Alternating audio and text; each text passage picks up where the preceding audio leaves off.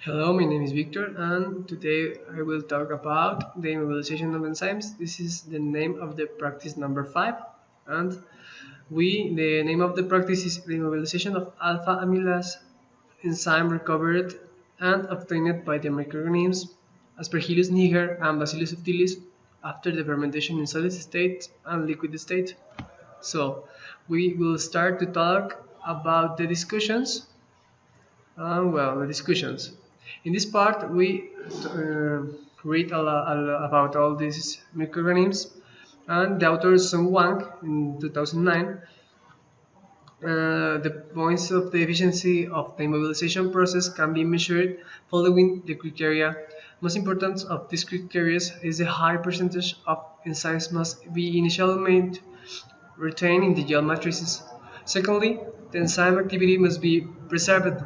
And thirdly, the enzymes must be physical restraints for discussions back into the substrate solution.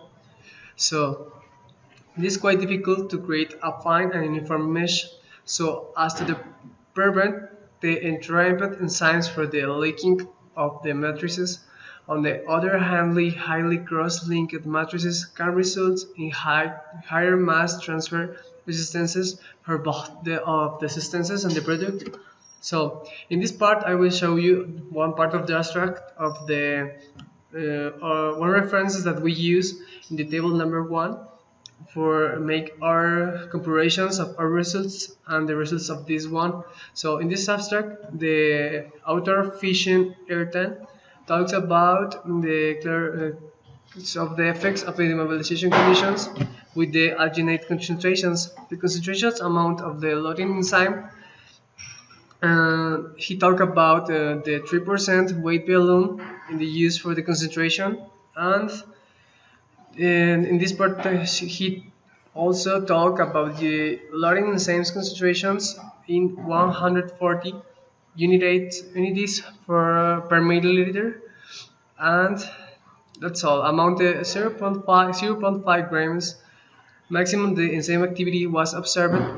The bits prepared of the optimum immobilization conditions were substituted for up 7 repeats uses.